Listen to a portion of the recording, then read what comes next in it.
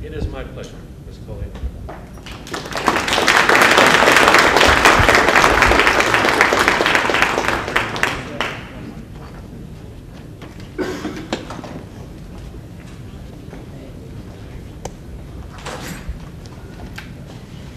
Well, good evening, everyone. How's everyone doing? Are you ready for a night of etiquette? It's not as bad as it sounds, I promise you on that. Tonight, as Anthony said, we are going to go through everything to prepare you. And now that he just brought up about this April 4th, I'll kind of even get you in to be ready for that.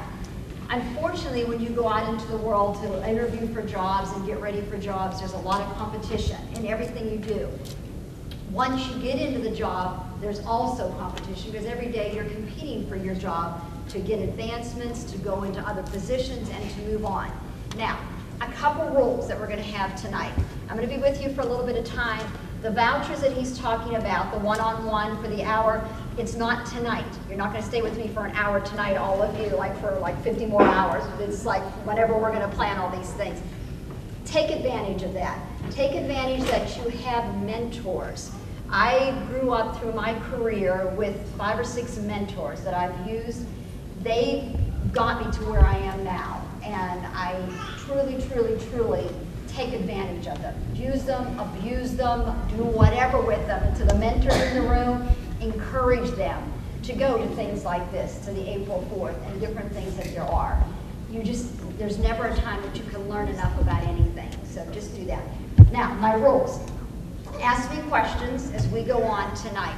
Now, if your parents, if your mother, your father, an aunt, an uncle, somebody taught you something about etiquette while you were growing up, and I teach you something a little different tonight, stick with your mother, okay? Don't change anything. If your mother told you to do something one way, and I tell you maybe something like with dining, I tell you a little differently tonight, stick with your mother, okay? Just forget what I'm saying, just go with that.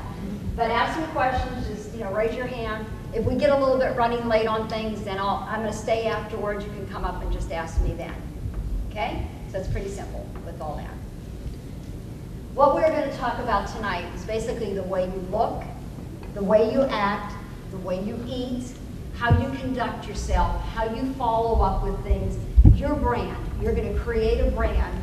Your company, where you eventually end up to work, they're going to have a brand, but you have to create your own brand. And a brand is anything as small as showing up on time, the way you dress, the way you follow up with your work, all of that. And always remember, it's the little things that will make the difference. So that's kind of important with all of that. Now, what we're going to talk about mainly right now is about your dress. It's very important that your appearance plays a major role. We'll use April 4th as an example. You're all dressed very casually tonight. Some of you do have, a couple of the gentlemen have some ties on. But I know you've been in class all day, and so I didn't expect you to run home and change and come back here.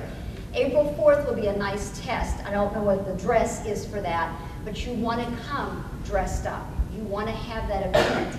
Anytime you go on an interview, you go business dressed. This is business dressed. A full suit for a man is business dress. You're going to have to buy one eventually, so you might as well get it. If you don't, gentlemen, then borrow one. But make sure you borrow it from a person that's pretty similar to your same size, okay? Just got to make sure of that. And it's amazing. You can go, whenever I do my fashion shows, it's amazing. The store that I use is Super Target. You would be amazed what you can find in the Super Target, but you have to take the time. If you want your hour with me to be a shopping time, not for fun, ladies, we will make it very serious. That's what I'll do with you. We'll go shopping for an hour. And so it's up to you. It's totally what you want to do. And so, but that's very, very important. You have to look the role from head to toe, including your hair, the whole way down to that your shoes are shiny and everything looks good. Because when you're interviewing, which I've done a lot of it, they'll look because you're going to represent their company. You are very brilliant. I've been told that by several people in here, that you are the cream of the crop, that you're brilliant students, but you have to have everything else because it's a competitive world out there. There's a lot of brilliant people out there, but they got to have everything to go together to make them want you for their company. So that's the important thing. So everybody in here also has their own style because you're various ages in here. You're not all just right out of high school, so you're various ages. And everybody has your image, your perception, how you want to be perceived out there. Yes, you are smart, and you think, well, that's all I need to worry about. Yes, but you still have to kind of abide by the way the dress code is of that company or whatever. I have a contract with ExxonMobil, and ExxonMobil is very strict with their dress code.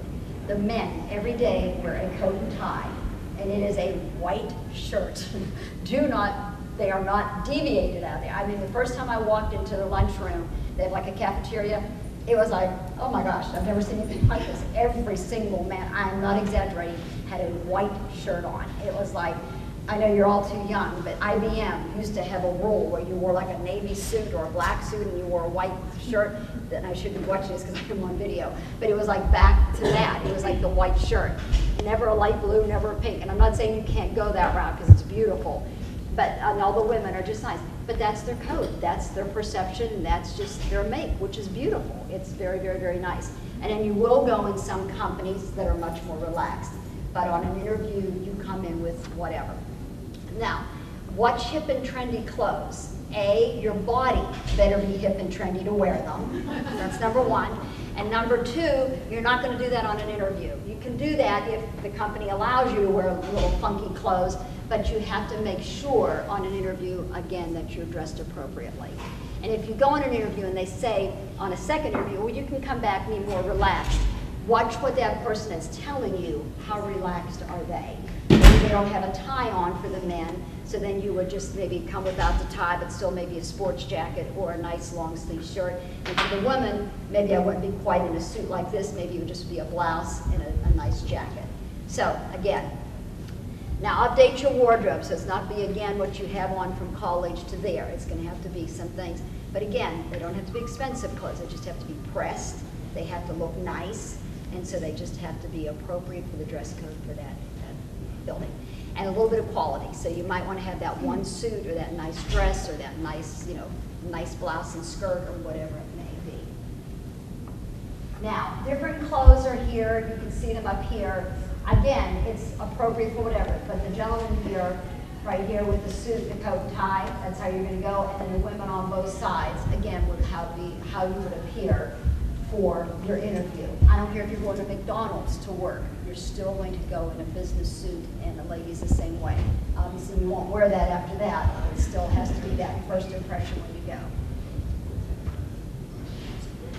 Okay, again, the accessories. We do live in Texas. You may not be here from originally, but this is where we are right now. Boots, believe it or not, are very acceptable in an office. A lot of people wear boots. But again, they can't be look like you just came outside and they're dusty, dirty, muddy, and everything else. You just can't like come off, like roping cows or whatever people do, or whatever you rope, I don't know. And so they have to be clean, they have to be shine, they have to look nice. And again, they have to be appropriate for where you are and what you're doing. Ladies, be very, very careful with what goes on your feet.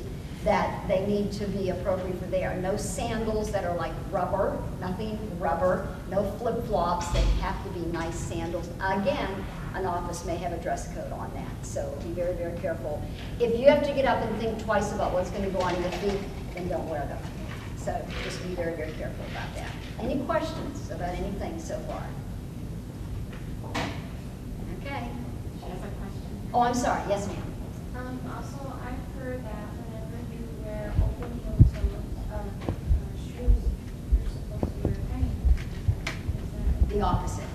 Oh, Quite the opposite. Her question was, and I'm going to make sure I say this right, if you have open-toed shoes on, this goes for both men and women, so we'll take the woman first.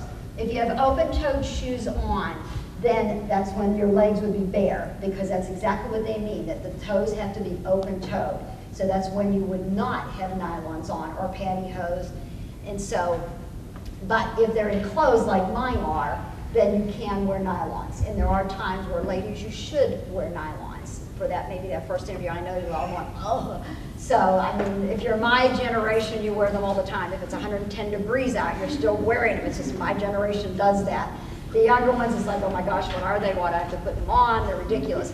But at times, you might have to do that. So open-toed means you do not wear them. And sometimes when you'll see them is when people get all dressed up for like a nice evening, and they have like a nice black dress on, and they'll have the black nylons, and they have the open toed. So it's the opposite. Open toed means that they should be open.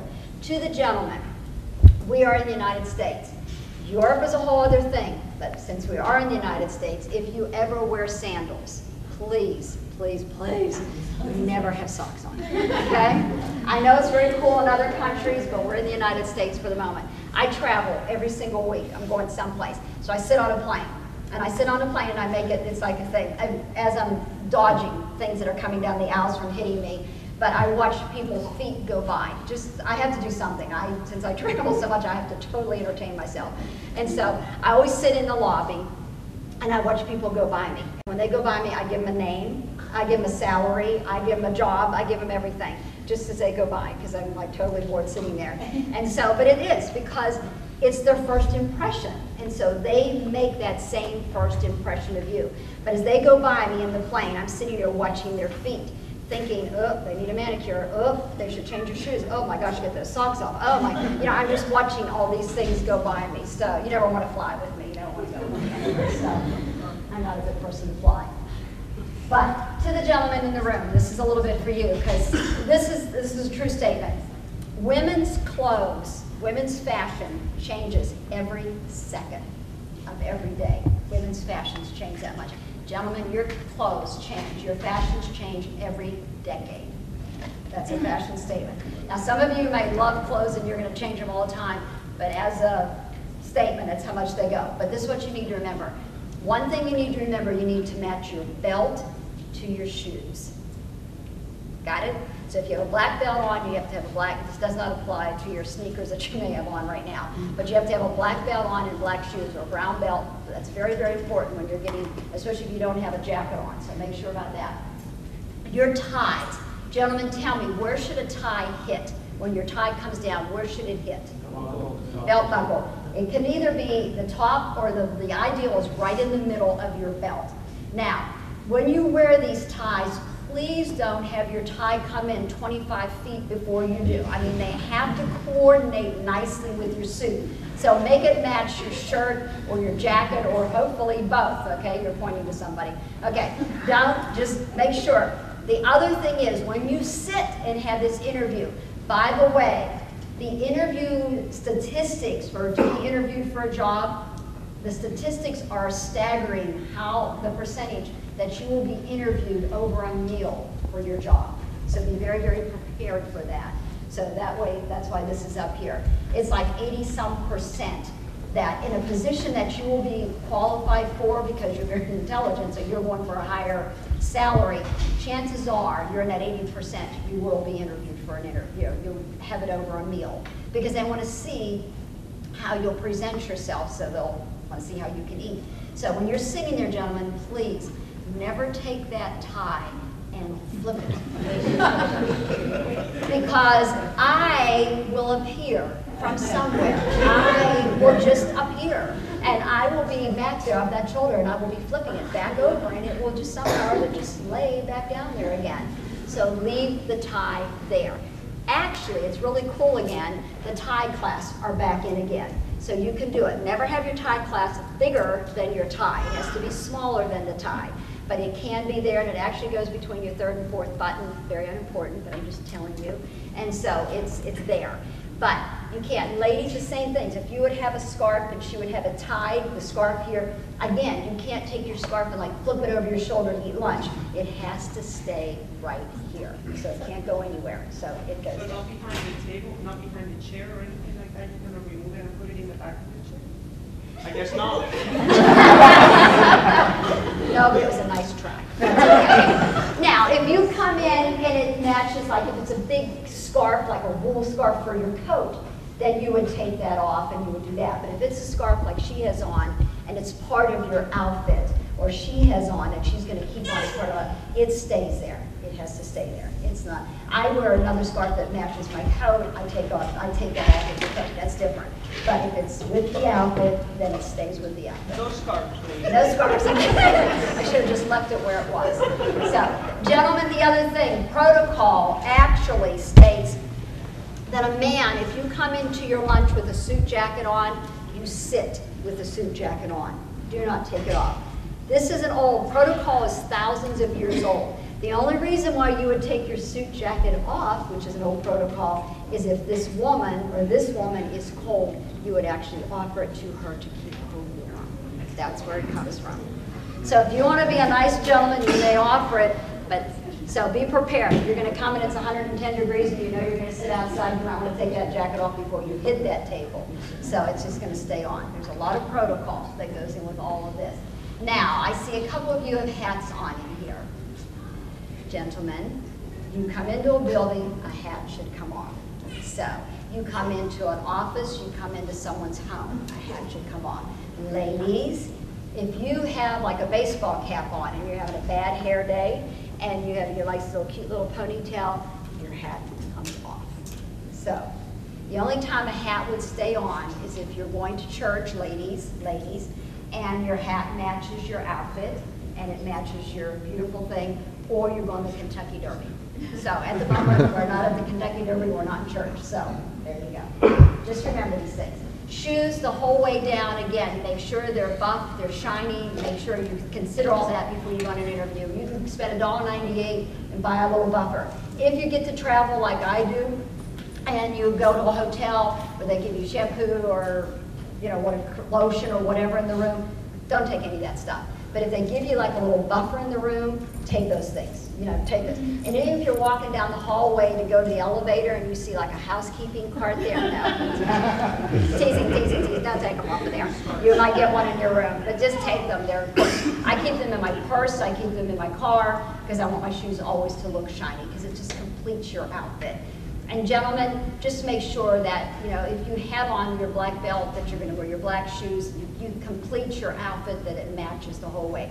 Ladies, if you have, say a khaki pair of slacks on and a black top, then your shoes are going to be black. Just make sure everything's coordinated the whole way through, and it'll look nice. Socks the same way, men. Make sure you wear them. That's number one. That's a big to-do. Yes, sir? Do you have a coordinated belt in the shoes? It should be actually, the socks should coordinate with your slacks. It should follow through with your slacks. So if you have a lighter pair of slacks on, you want your socks to follow through because then the socks add to your height. It'll make you look taller and thinner, leaner. So that's what you're going for. You don't want to cut your socks off and wear, maybe if you have like a khaki pair of slacks on and darker shoes, it would cut you off. So you want your socks to go with your slacks. Also, pants, as we call them here in the United States, again, be very, very careful because pants in a lot of other countries means your underwear. So if you say, oh, I really like your pants, they're thinking, oh. Okay, so I try very hard to call them slacks or trousers instead of pants, and that way you're not thinking you're complimenting their underwear. So then again, here in the United States, we see a lot of underwear, so I don't know.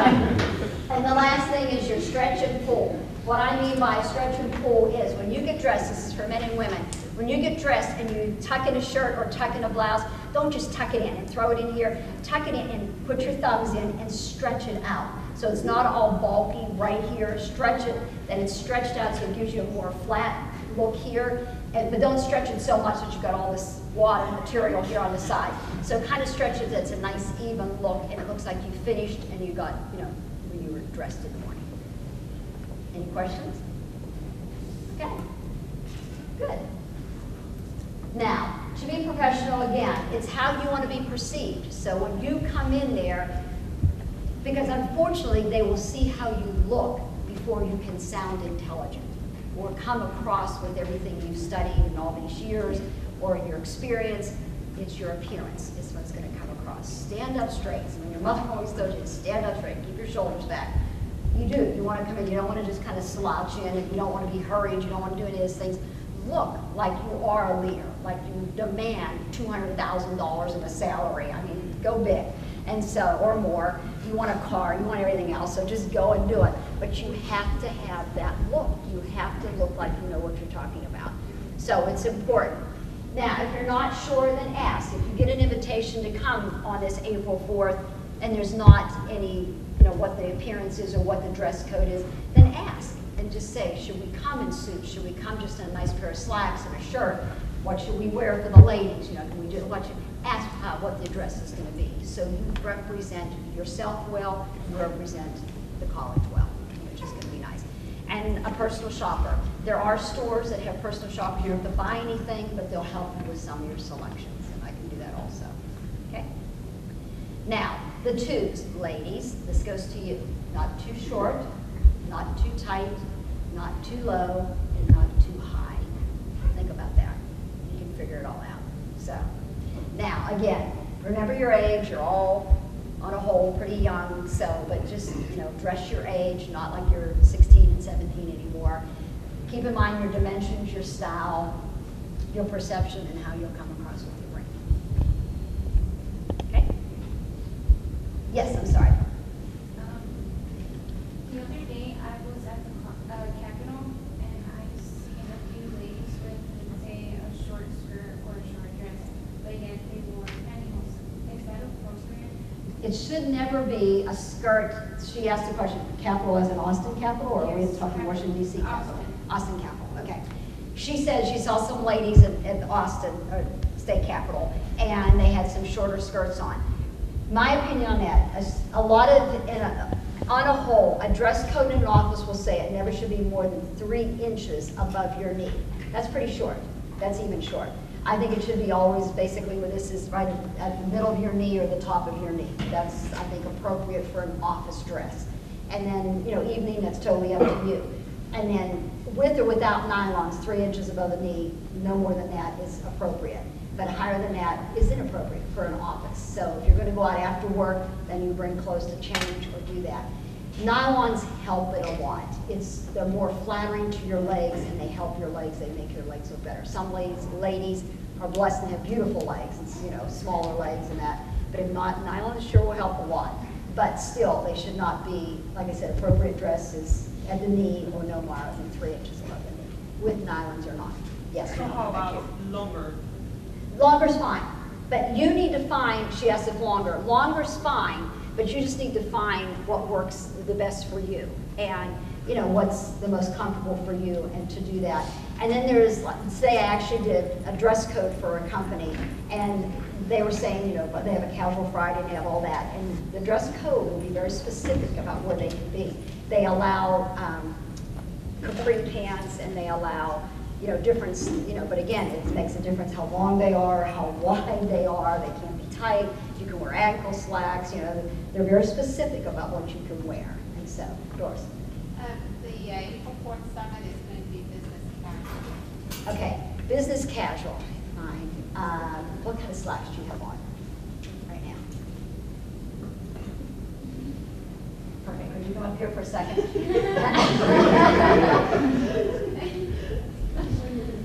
This would be a great business casual, what she has on now. She has,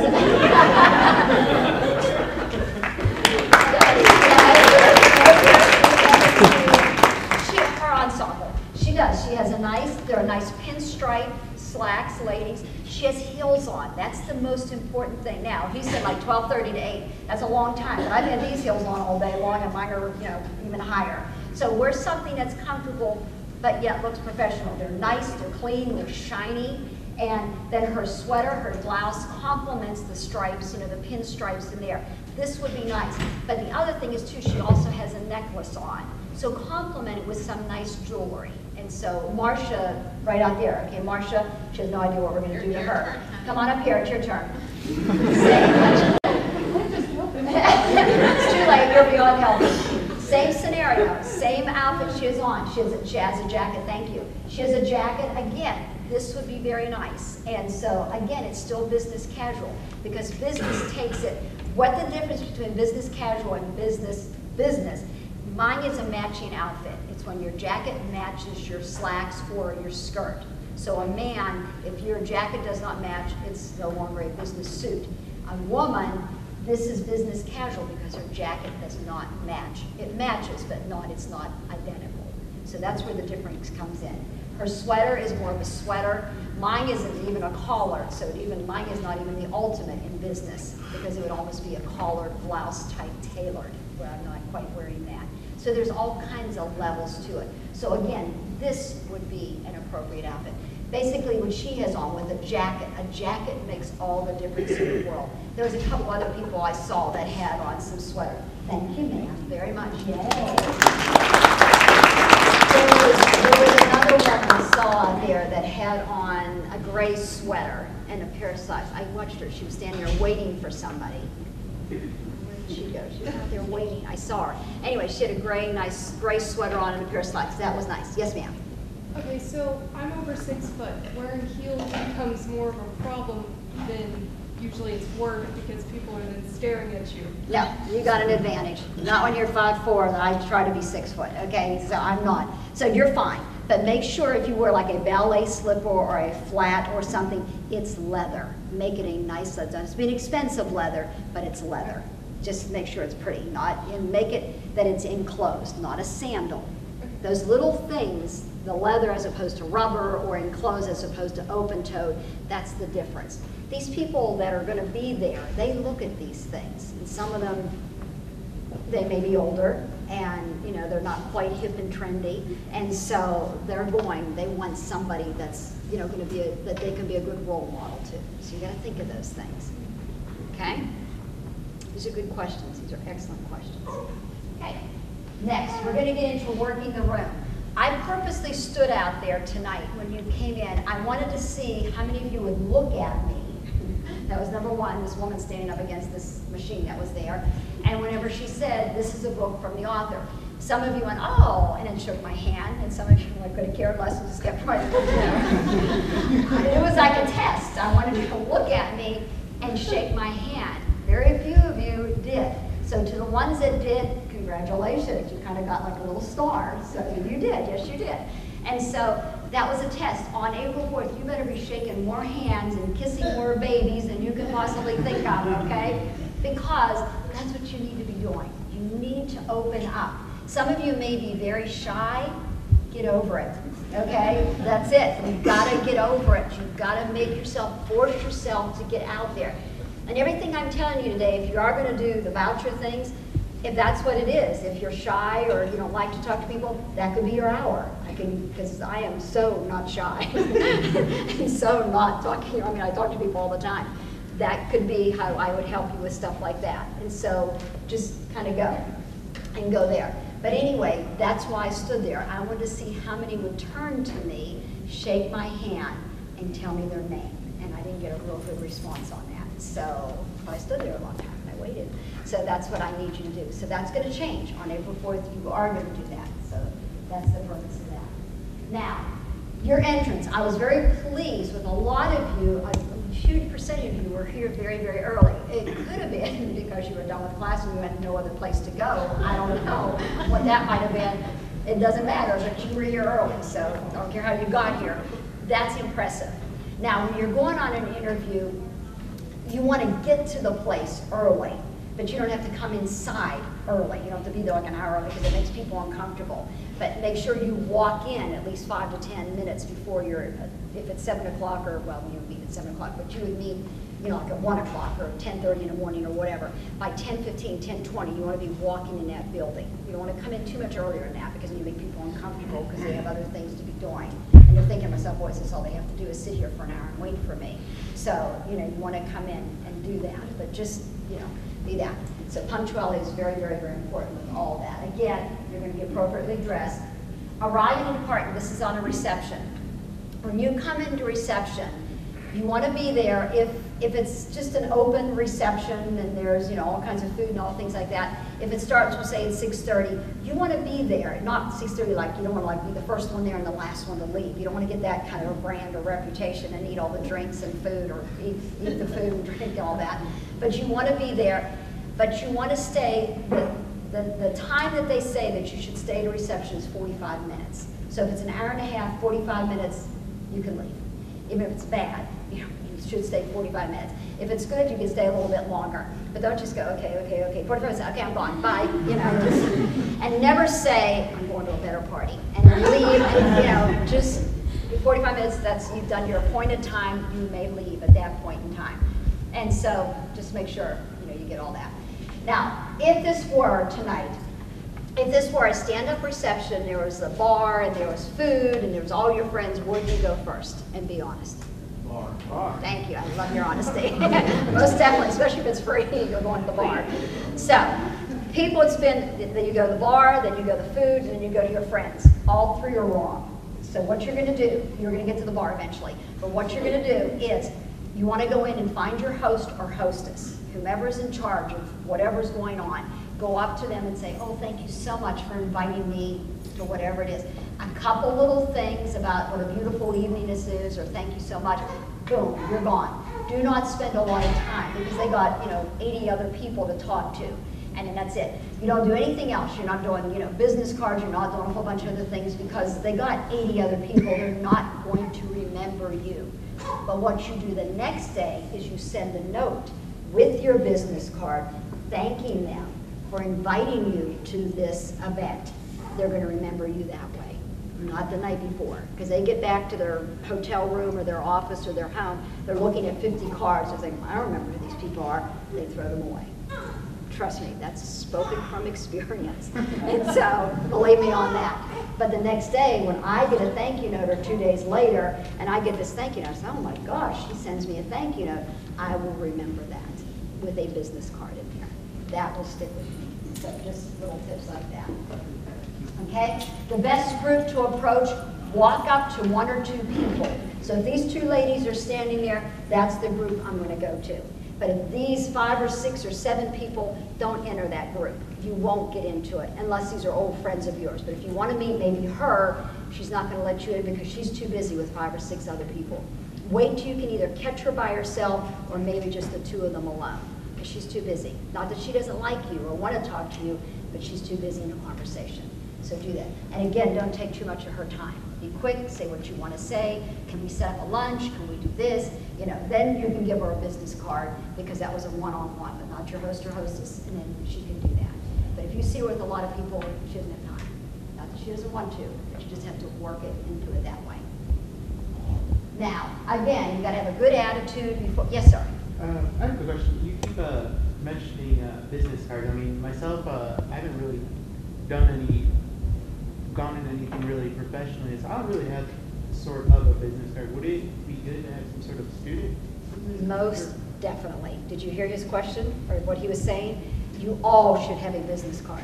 And what it would say on there is student at Richland College, student at El Centro, student at wherever you may be, and then put your major, so they know what you're doing.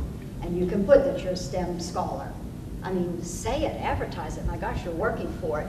Do that. And we're going to show you exactly how to exchange them and everything else.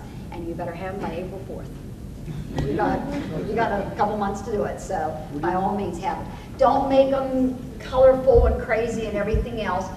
Don't make them pure, plain, boring white. But just everybody in this room, that should be like an assignment. There you go, making an assignment. Yes, sir. In a situation like that where you meet someone and the next day you would send them a thank you letter with your business card? Yes. What if you don't necessarily have their contact information? Oh, you can find it. Okay, he said, so if you meet somebody there, you run around the room. I've done this 1,000 times. Or someone will come up to me. Okay, Fred, right here. Fred came up to me and said, so good to see you. And I'm thinking, oh, how do I know him? Why did he say so good to see you? I'm thinking, why do I know Fred? Why would I know this man? And then he so nicely told me. But if he wouldn't have told me how he knew me, I'd have spent the next 15 minutes running around the room saying, do you know who this man is over here in that wine-colored sweatshirt? Do you know who this man is over here in this one? I would have searched that room until I found out who that man was. I do that all the time. And someone's going to know him. And then I write it down who he is, and then I verify it with somebody. I'll call his office the next day and make sure I have the right mailing address. Or you go on, now, my gosh, you guys are all set. You're much smarter than I am on these things. Within seconds, you can find out who Fred is, with a first and last name, and get a mailing address, and that's how you do it. So, okay, you can do it. I do. I run around all the time. Whispering. That person is in that room behind you. I do it all the time because as a speaker, people know me. I just don't know them a lot of the times because you're up here, and so. But you can find out. It's easy enough. It just takes you a little bit of time to do it. Now, again, so be organized, go in there. A lot of conventions, as you get into this world, a lot of conventions, they will give you a list of people that are going to attend before you even get there. So you know who you want to find during those conventions. I concentrate on that before I go to a meeting or a convention. I want to see this, this, this, and this person. So when I get there, and it's easier because I already have a mailing list. I already have my names, or at least an email list that I can get back to these people. And then you go, you get it from there. And then, you know, why are you here? Why are you here tonight? This could be mandatory. I don't know, but you might have to be listening to me. Is it mandatory? Okay, there you go. You're forced to be here tonight. So forget that idea. Okay. Sometimes you just go because you want to learn something, or you go because it will help your career, to help you with what you're doing. And then, again, who paid for you to be here? So it's just part of everything that you're doing. Now, the eating, the drinking, the talking, and all that, some people will go just for the free food and drinks, that's great. I mean, that's a great meal out of the whole deal. So you can eventually drink and eat, but make sure you meet the key people that are there. I mean, this could be a future job for you, it could be a future promotion for you. It's a wealth of information out there. Right now, you're sitting in an area, in the Dallas-Fort Worth area, that is just, it's endless what could be here, or the state of Texas. And we're one of the states that's at least not bankrupt. And so, I mean, it's great to be here, at least we have jobs. And so, take advantage of that. Now, as far as eating, when I go to reception, honestly, I will stop at a McDonald's or a Dairy Queen. Dairy Queens are hard to find. But I stop and I will get like a McFlurry or Hawaiian breeze, whatever, that'll hold me over, so I'm not going to be dying of hunger. And so that way I can work the room. And then at the end, if I see someone, I'll say, would you like to have a drink? And then we go over here and we'll go to a table so I can capture them for a little bit and talk to them. And so you can eat. Now, some of you are of age, and some of you probably drink of not being of age, but some of you are of age. But just remember, be very, very careful about drinking, seriously. Because if you want to have a drink, then have that one drink all night, because you've worked too hard to where you are, and then you have to see these people the next day. You have to see these people maybe on Monday or whatever the case might be. Don't ruin it because you're taking advantage of the free drinks that are there. You can drink, you can have that eventually. Do not ruin it. I've watched too many people do that at reception. It's insane. So just think about that. It's crazy. Do that other times. And people say, what do you talk about? Go into reception or dinner or a program with 10 topics. 10, not 3, 10 topics. They can be anything. They can be about sports. We've got enough sports in this area to keep 10 topics going right there. Talk about the weather. Talk about, whatever it may be. Talk about things that are going on at different campuses. Do not talk about politics. Do not talk about religion. And do not ask personal questions. Just random, other useless stuff. But whatever you ask them, make sure you're paying attention. So that way you can keep the conversation going. Or just say, well, tell me what you do. You don't have to ask them anything else. People love to talk about themselves. But pay attention, because if they say something, you don't want to ask them the same question. So just make sure you're going there. And then just move on. If they're going, or they're looking around the room, they're bored with you, then go on with somebody else. They're done. So they're just done. Just thank you for their time and then move on. They're over it. Again, be out there, move around, chit-chat, talk to people. Now, what I mean about group table and meal, never come and sit down to a table without just going, hi, hi, waving. Never, ever, ever, ever do that. Come down, and before you sit down, go around and introduce yourself to everybody. Walk around that table and introduce yourself to every single person there. Because at a luncheon, you could be sitting there for an hour and a half with these people, and you've missed a golden opportunity by introducing yourself to that man, and he could be your next job, or he could be another contract for you, or whatever it may be. So walk around the table, and I do that every meal I go to. I never sit down, and people always say, oh, you should do that. I'm thinking, well, I've seen you 3 or 4 times. You say that every time, then you should be doing it. So just make sure you do it. Now, tell me your first name. Victoria. Say Victoria comes up to me at a reception, and I'm standing here by myself, and she's talking to me and talking to me and talking to me, and which is great. I really want to meet Victoria, but I want to move on. I want to go meet somebody else, but she just keeps talking to me. I said, well, Victoria, it's so nice to meet you. Don't take this personally, but so nice to meet you. I'm going to go get something to drink. Victoria says, well, I'm thirsty. I'll go with you. Okay, so now I still have Victoria. And so Victoria's so nice to meet you. I'm going to go get something to eat. Victoria's going to say, well, I'm hungry. So she stays with me. She's a woman, so I can say, well, Victoria, I'm going to go to the bathroom. But chances are she's going to say, I'm going to go to the bathroom with you. So it's not working. So what you do instead, you see someone. Okay, tell me what your first name is, my 6-foot person. My name's Heather. Heather? Okay, I see Heather way across the room. And I'm thinking, okay, this is good. Victoria, I want you to meet Heather. Heather and I worked on the same program together. So I take her across the room to Heather, okay? And I say, Heather, I want you to meet Victoria. Victoria and I just met. Victoria does da da da da da da da. I give her a little intro on her. And then Heather does da da da da da. Victoria, a pleasure to meet you. Heather, so good to see you. I'm gone. I'm gone. Okay? Now, Heather calls me the next day, and she said, why did you give me Victoria? She stayed with me all night. But what Heather should have done, she should have gone across the room and introduced her to somebody else over there. Then she's gone. But Victoria thinks, oh my gosh, I met so many people there. And it works all the time. But just keep passing them on. So there's a lot of things. If people just don't leave, just, you know, oh, I just need to go on. There's a lot of different excuses to get rid of people, but that one works the best. It's the easiest to do. No offense. Yes? When a conversation like dies down and it's like time for both of you to sleep with, like, what do you say? Just end it was such a pleasure to see you again. I mean, if you're good friends, you can hug them. I will see you later, and then just immediately. Don't give them a chance to say anything else, literally. Just, it was so great to see you. And you know when it's starting to die down. You know, shake hands, goodbye, or if it's not in a situation you either want, just say, it was so good to see you, and then be gone. Let's just be gone. Just go away. After you do it a couple times, it's real easy. kind of throw something after a while. It's the wrong way. Okay, now, turn to the people around you and shake their hands for me, please. Shake hands. Hi, Joe. My name's Landon. I'm Landon.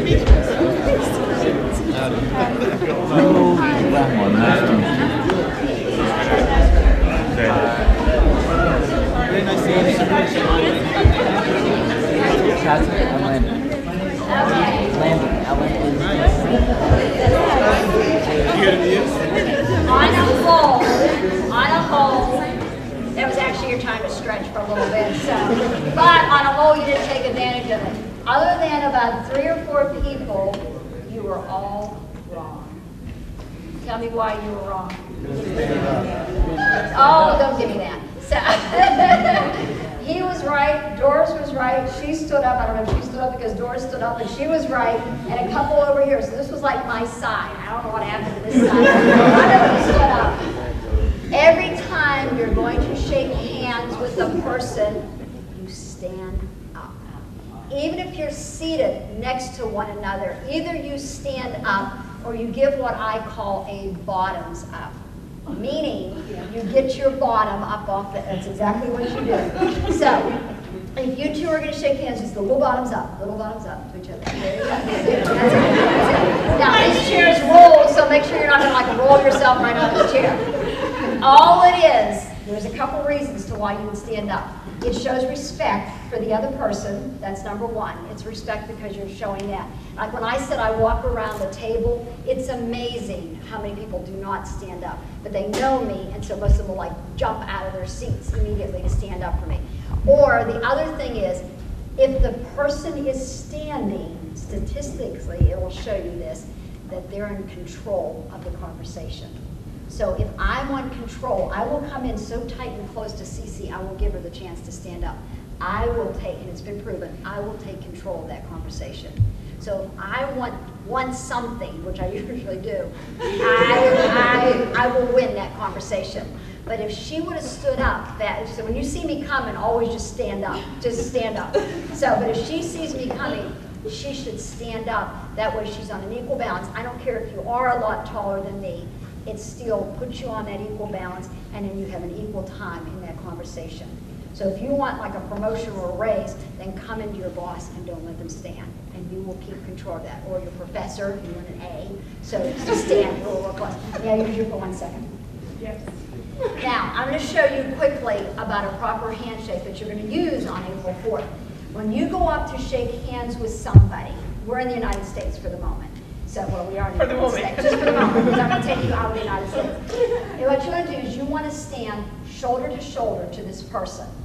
and you want to stand. In the United States, we're about 2.5 feet apart from each other. In other countries, as we know, some countries will come up to you so tight that don't move away. Because if you move away, they're going to chase you to that wall. They're going to stay on. So don't go anywhere. Some countries, I feel like I'm so close, I can feel their eyelashes on my cheeks. They're so close to me. Some countries will touch. They touch everywhere. Okay, or they'll keep their arms there. Okay, so do I. But in the United States, on a whole, we hug, but we're not as touchy as other countries are. Other countries, they may touch and shake your hand, but then they will move away. More Asian countries, they like their distance. Don't come after them. Leave them. Leave them at their distance. Just leave them. So we're back in the United States again. So we're about 2.5 feet apart from each other. The reason why you're going to stand shoulder to shoulder, feet to feet, heart to heart, eyes to eyes. So when they say their name to you, you might remember it. Don't be like, hey. Like, focus some other place. Stay on this person for the moment. Now, how many times are you going to shake this person's hand? 2 to 3. 2 to 3. Again, other countries like Germany, they'll do one big, okay. So if they do one, don't say, are you from Germany? Don't say that. Or if they only give you one, don't do it again because you're going to say, well, Colleen said we should do at least 2 or 3. Now, if someone shakes your hand over and over and over, which you will get, and you know, now you're kind of like moving. So they're shaking. So I'll say, Cece, tell me what you do. She may not release this, but she might just a little bit. So that little bit, that's when you have to let that point. Now, a lot of people, go ahead and put your other hand on top. A lot of people will give you this. They'll give you the double handshake. So don't keep building up. Don't do that. Don't touch, because then you're locked in there forever.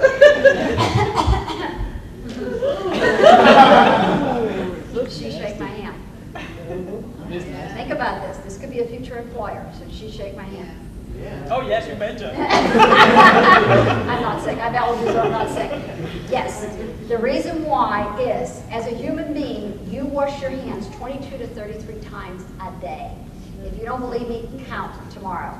If you have young children, then you will wash them even more than that. But you do, hopefully with soap, but you do wash them that many times. That's like taking showers, it's hopefully going to the bathroom, it's whatever you do, but you're going to wash your hands. So we are cleaner than touching the tables, touching food, touching doors, touching whatever. We're much, much cleaner than that. Now, carry hand sanitizer though. Please, please, please. But I don't want her to whoop out the hand sanitizer when I'm standing here and like sterilize her body. Let me walk away a little bit and then she can do that, whatever she wants to do. Same thing, some of you have like slimy hands, like wet hands. If you do, carry a tissue in your pocket or something that you can absorb it a little bit. So before you shake someone's hand, at least put your hand in there and absorb it a little bit and then you can shake. Same scenario, if you shake someone's hand that's real wet, don't run it down your legs and then, or sanitize the whole thing. Again, let them go away or just stand there and hopefully with all that. So this is the most important thing with the handshake. And the few people a lot of you had really good handshakes, some of you did not. This is what I want you to remember. Come in, this is the United States, come in web to web. That's the most important thing, web to web. So you want to come in the whole way and shake hands. The other thing is you want to come thumbs up. Do not give me a power shake where you turn your thumb over and your palms on top. I may be short, but I will flip your hand back so fast, I'll probably put you on the ground. Make sure it's here, no power shakes. You just want to come, and it's a firm shake, not so hard that I'm going, I want a firm shake. Now, I always wear bracelets, and 99% of the time I will try to catch it, and I'll just by habit, I'll push my bracelet up so she's not getting a bracelet in the handshake. So if you have that, same thing if you have a larger ring, make sure you turn the ring. That again, a ring is not going to hurt yourself or somebody else. So just little things like that. This is important because this sometimes is your only contact with somebody and they make a big impression. They will make a big impression on them if you're coming in with a handshake like this or wimpy or whatever it may be. It's very, very important. Okay? So, everything we talked about up there. Now, hugs and kisses. In the United States, we don't generally touch a cheek or whatever, and we'll go right to right, but it's just kind of air, which is fine. But in other countries, again, which are here, I mean, we're such a diverse culture that we have here, usually they will go in left to left because they want to touch hearts first. So they will go in and go left cheek to left, and then they may come back right, and then they may go left again, and then they might go right. Some will do 2, some will do 3, some will actually do 4. Some will kiss you on the forehead, some will actually kiss you on the nose, which is a great honor if you get that. So if you're confused, instead of going back and forth, just stand there. Let them go around you. So just figure it out, and you're kind of there. So, okay. These are different ways to do a handshake. You're in business. Just shake hands. You know, don't be like the hips and the, you know, the whole thing with it. Just shake hands, and you're fine. Now, introductions. I'm going to give you a little bit on that. It's how. That's what I want you to remember. This is the basis of it. How. H-O-W. You want to remember hire first. That's when it's a rank. So the higher person, oops, sorry.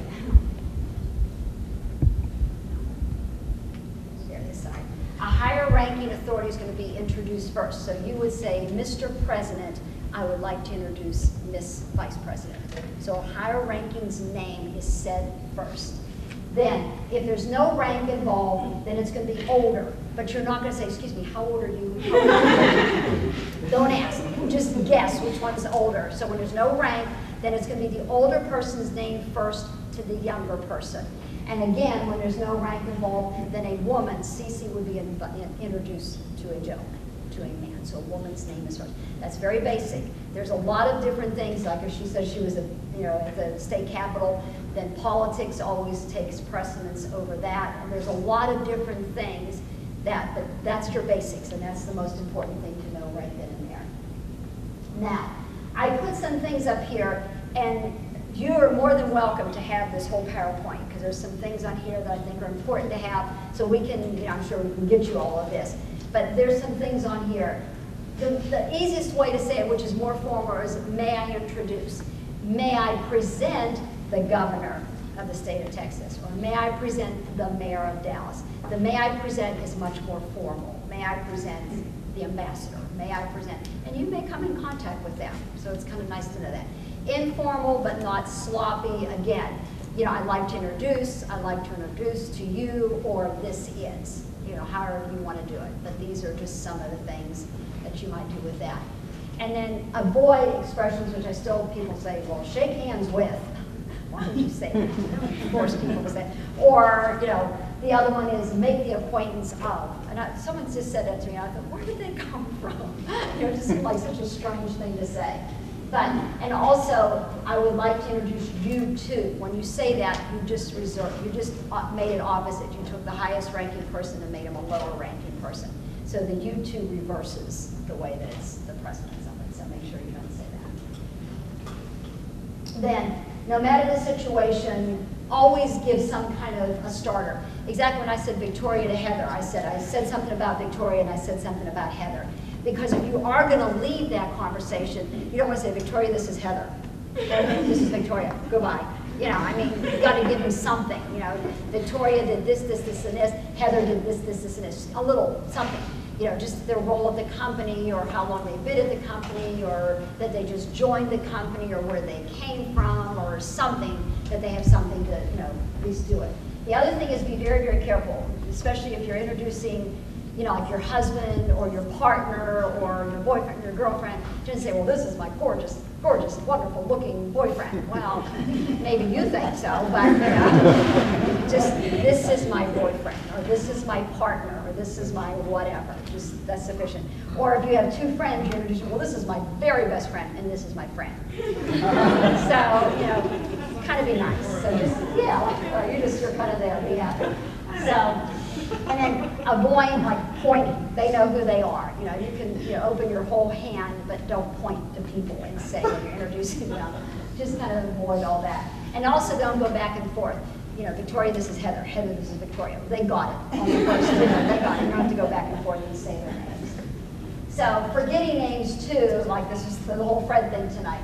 It says, I remember our meeting, but I just can't recall your name if you forget a person's name. And that happens a lot. So on the left hand, my left, your right. These are just a little bit nicer. I'm so sorry, but please tell me your name again. and I'm having trouble recalling your name. Now those work if you don't see this person every single week. You can't keep saying that over and over. So, yeah, it has to be a long time in between. And then the pronunciation, there's different ways, a lot of you in the room have different ways to pronounce your name. So just say, oh my gosh, it's a beautiful name. Could you please say that again to me? Or that sounds so pretty. Am I saying it correctly? And not like, well, that's a weird name, or that's a weird name, or why would your parents name you that? I mean, just stay away from things like that, or so it's bad. And then it's always good to say, I know, you'd be amazed what people say to me, because whenever I say to them, I always say, it's funny because I always say I'm an engineer. People say, what do you do? I always say I'm an electrical engineer. I always say that, because when I say I teach etiquette, no one ever wants to sit with me or eat with me. So I always lie about what I do. And then after we're done with lunch, I said, well, really, I'm not an engineer. I teach etiquette. Oh. But I'm there. I'm at the table. I have a seat. I'm okay. But it's always nice to say, good to see you. That's what he said to me tonight. And I'm thinking, oh, does he just say that because that sounds nice? Or do you really mean it's good to see you? So it's all, because if you did meet that person before and they said, well, good to meet you, I'm thinking, oh my gosh, I met this person like 3 or 4 times. It's like I'm over that. They should tell me it's good to see you. So just remember that. It's nice to say that. Now, meeting interviews, we've talked a little bit about this. Come 5 to 10 minutes early. Be there. Don't have your hands. This is where you have to get a nice briefcase or something. Don't come in, with a dolly either. Nice little, and ladies, 1 bag. Don't be carrying a briefcase and in a purse. You're not like a bag lady. Don't come in like with 2 bags. We have one, like, come in, borrow this for a second. If you would have this, very nice, she would have this on her arm or on her arm. This is it, 1 bag. If she wants to put like cosmetics, it would be inside. Her briefcase would be in here. That's it, 1 bag. This is sufficient. It's not a diaper bag, nothing else. This is all she's going to come with. And it's there. And, carrying it here or carrying whichever is nicer and it matches whatever she has on. Not 2 bags, just a bag lady. Gentlemen, the same scenario. You would have a nice briefcase, a nice portfolio, whatever works for you, but have something. You all know about the resumes. I mean, you're going to take just a whole bunch of resumes with you because you never know who's going to show up. You think you're going to meet 2 people and then 12 come in the room. Yes, sir. Can you recover if you show up late to an interview? You can sit out in the hall with her with her scarf on her coat. So, no. I'm trying to think what a good. His question was. He said, and you said, could you ever? Can you recover if you show up late for an interview? Late. It's hard. I mean, unless all of a sudden you were like in an accident, that you could recover from that, or. There better be a real good reason. You better be calling from the hospital. That's kind of joking. Well, that's not really a good joke, but it's hard because you need to plan. Like today, you didn't start till 6:30. I left my house like about 3:45 today to get here. And so, I stood out there for a long time because this to me is an interview. And I treat almost every day as an interview. And I want to be there. I'd rather be someplace waiting an hour, just out in my car than being late for an interview. You got to remember this, especially in this area, there's very few places in this area that are not under construction. You got to think about that. And especially if you're going into a new area, you don't know that. So you've got to give yourself a lot of time. And so, yeah, people are forgiving. It's not that they're not. But then if they would invite you back for another interview, then you better be very early. I was on Fox News. I get to be on Fox News a lot in the morning, if anybody watches that. And you have time slots that you're on TV. This is live TV, keep this in mind. And it's live TV, and I thought I left in plenty of time. Well, there was an accident everywhere I was going. When I got there, the editor, or not the editor, the manager or whatever, she was standing outside waiting for me to take my car and park it for me because my time slot was up. Believe it or not, they did invite me back again. When I got there, I was there 2 hours before my time was on. I just sat there all morning long. And she said, you're earlier. I said, And keep in mind, this is a morning show. And these are really early in the morning. I'm not a good morning person. But I was there 2 hours before my time was on. So they knew that that would never, ever happen to me again. So they gave me a second shot. And I've been on there since quite a bit. So I guess you do get a second shot at it. But you better write them a nice thank you note for that. But when you get to your interview, always stand. stand. Don't just come in and sit yourself down. I don't care if you know this person. So if there's 2 chairs there, and they'll say, like, have a seat when they point, then you can say, do you mind where I sit? The reason why is because maybe their boss is going to come in. That's their seat. Now all of a sudden you just took it upon yourself to sit in that chair. And so now you already have 1 strike against you. But if you have a choice and they say, no, sit where you like, you always want to sit directly across from the person that's going to interview you or talk to you. Again, it's because you want that direct eye contact. And look them in the eyes and be smiling. Very, very, very important. So, and always have your right hand free because you want to shake hands with them. And avoid a table shake. Meaning, if this is a table when you come in, if that person doesn't stand up, don't invade their space, but at least come to the side of their desk and shake their hand. And shame on them for not giving you a bottoms up or standing up. But it's up to you to walk around and do it. And then come back. Yes, ma'am. If you're female, you should smile. Oh, yeah. She said, if you're a female, should you still smile? Yes. If you're a female, you should still stand up. Before, it used to be a lot of different rules, but I think about it, there's more ladies in the workplace than there are men. So rules have changed for all that. So a woman will now stand, a woman can shake hands first, a man can shake hands first. It's kind of equal out there now, which is nice in some things. So, but just important. Now, no table shakes, which we just talked about. Use their name. You don't have to keep using it over and over and over. Cece, how you doing? Cece, how's it going? Cece, I got it. So just, in the beginning and the end is sufficient. And again, good eye contact. Now, meeting tips, again, just some things on there because I want to get into the dining. I'm going to end up with that real quick. But just check their website. We just talked about that. Check their website before you go. You want to know if this company is going to be in business in 5 years from now. Are they, on the stock exchange? Where are they going? How much money do they have? Again, be appropriately dressed. Gum. Please do not. Did anybody watch the Academy Awards on Sunday night? Did anybody watch that at all? I was appalled that those movie stars were sitting in that audience and they were chewing gum. I kind of like 3 or 4 of them. I'm thinking, are you kidding me? These people make millions of dollars. They don't think those cameras are going to be on them. They sat there and chewing gum. I thought, oh, I'm going to talk about you. So they only knew that I was going to talk about them tonight. So no gum, no gum. If you have to chew gum, then spit it out before you get into that building, but make it go away. Now, I'm not going to go over all this because this is important, but this could be our one-on-ones to all of you. This is important, but not right now. I do want to do business cards. This is a business card holder, okay? Actually, protocol says a business card holder should be black. This is not really black, but I love this color, so this is my business card holder. You should all have business cards. Your deadline is April 4th, so you will have them by then. So have them easily accessible. Ladies, if you do have a deep purse, make sure there's like a little side pocket or someplace if someone says, do you have a business card? You can reach and get them right away. So you have your little business cards. They're in here. This is what I want you to remember. You will stand up to get a business card. If you are seated, that person's seated beside you, you will just do a bottoms up to them. It's a Japanese tradition. You stand up, you present with 2 hands and a slight bow. If the 2 hands is too much for you, then you will use your right hand and you will present. Still, the slight is not, okay, that has so good effect on it. It's just a little bow saying, thank you for accepting my card. That's all you're saying is thank you for accepting my card, or if you take it back, thank you for giving me your card. But all I want you to remember is, this is the most important thing. My name is up here. I know you can't see that.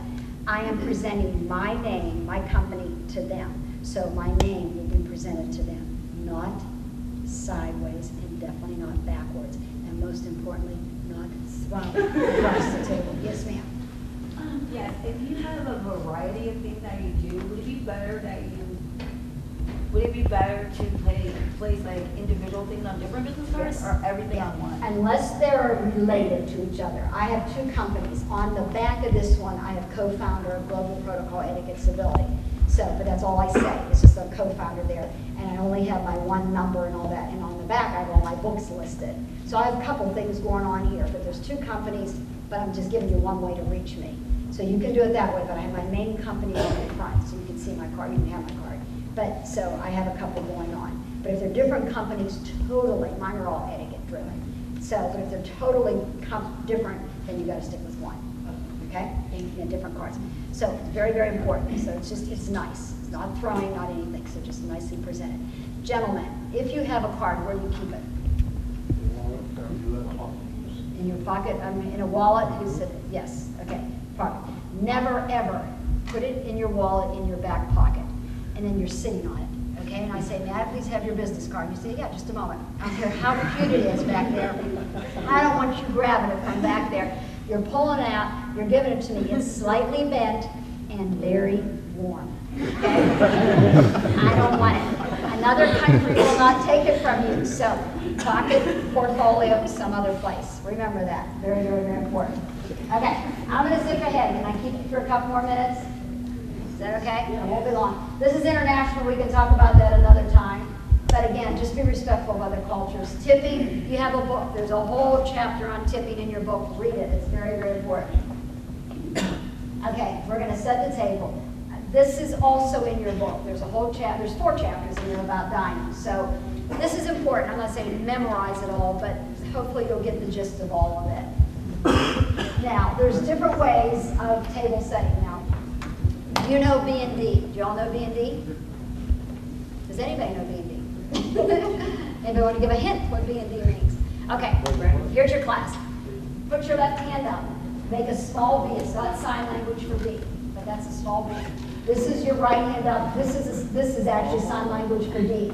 So when you look down and you're having that interview and you see all this place setting in front of you, you're thinking, oh my heavens, what is mine? What am I going to do? Think of this B&D in your mind. If you put this B&D in your mind straight down, because I really don't want you to be doing this on your interview. That's what you want to do. Okay? When you put this in your mind, this is your bread and butter plate. The bread and butter plate will be on the left. So that's the bread. Don't eat your neighbor's bread and butter. This is yours. And the D stands for all your drinks. These are your wine glasses. These are your this is your water glass. This is your coffee cup. So if your napkin comes and it's sitting in your coffee cup, you're there in your mind going, D, this is your napkin and your coffee cup. So again, you're not taking your neighbor's napkin and you're drinking your coffee. So very important. The other thing is BMW, the car. You have to have a BMW. It can't be a Mercedes, it can't be a Ford, it can't be a Chevy. It has to be a BMW. So that's easier to have any visual. Just think of BMW. Your bread, your meal, your water. Your bread, your meal, your wine. Your bread, your meal, your whiskey. It's all there. Okay? Now, if you come to the table, and this is your lunch that you're being interviewed, you come to the table and your napkin is set and your silverware is inside your napkin. This is becoming more common than not. And it's either set in the middle of the table or it's set here on your plate. How are you going to get this napkin with all this silverware? What are you going to do with it? How are you going to get this napkin on your lap? That's what worries me. Okay. It's not going to be going down, okay? Because he went, whoosh. Okay, and then you're not going to take this napkin and shake it out over here. You are not. Again, I will appear from somewhere. If you take this napkin and tuck it in here, I will really hurt you if you do that. Okay, this is your napkin. This is a large napkin that covers half of my body. Okay, with this napkin, you can either put it in a triangle and it goes across you here at your waist. Or you can take this napkin and you can take it and it can be folded in a rectangle.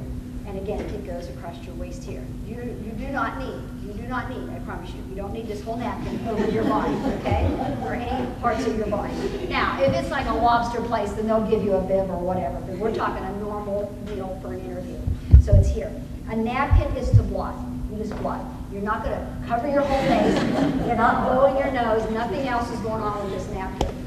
If you get up in the middle of the meal, then you take this napkin here in the middle and you just put it on the chair.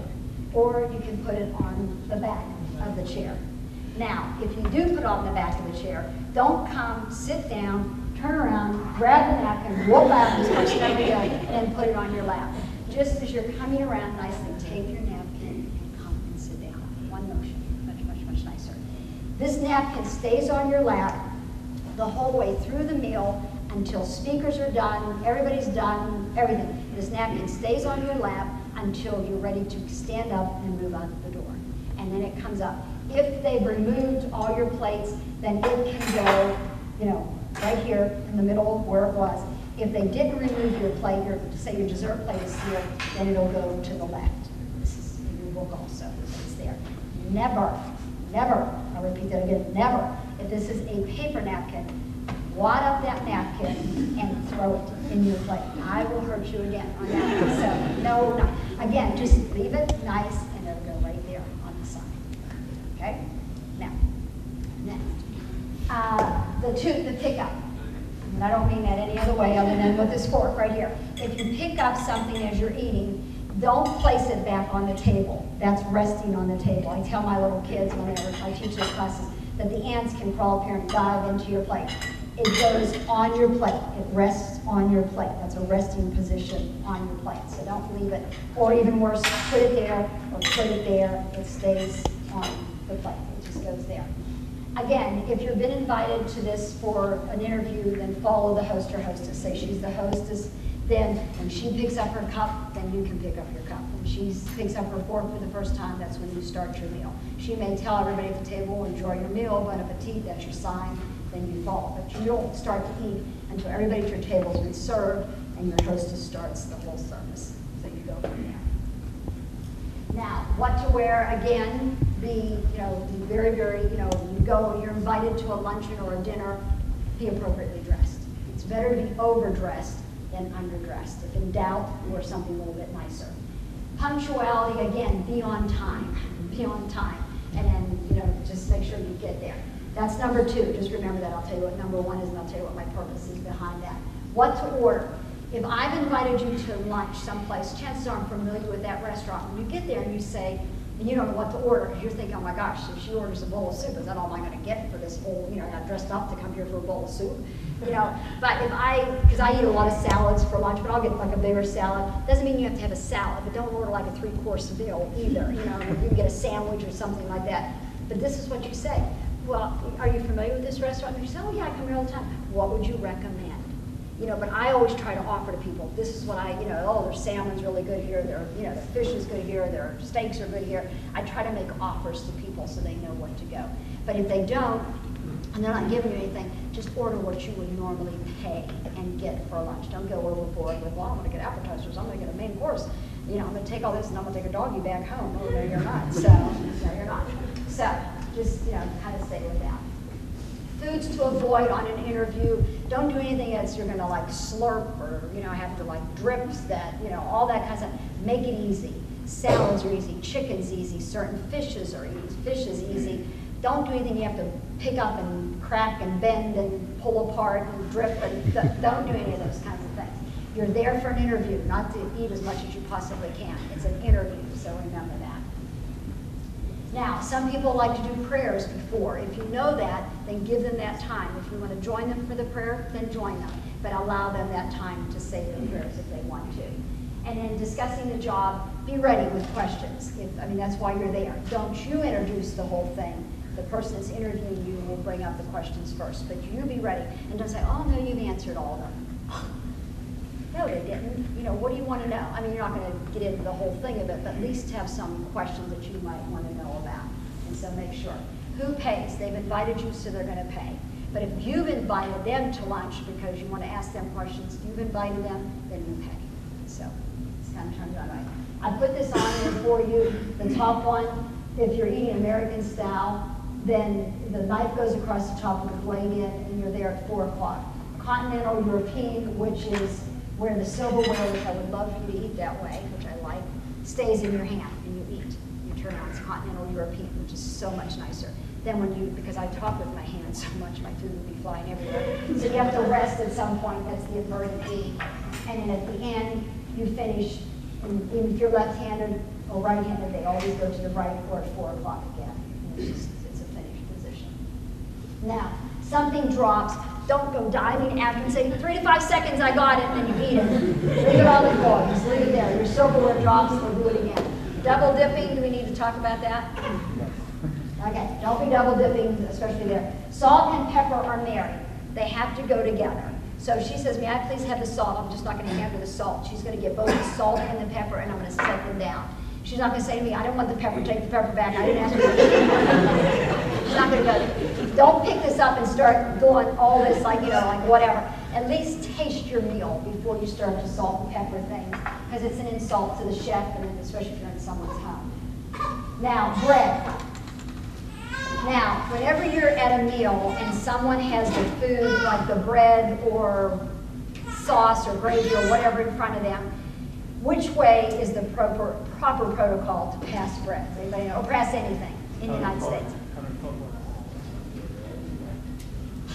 I'll just think about that for a second.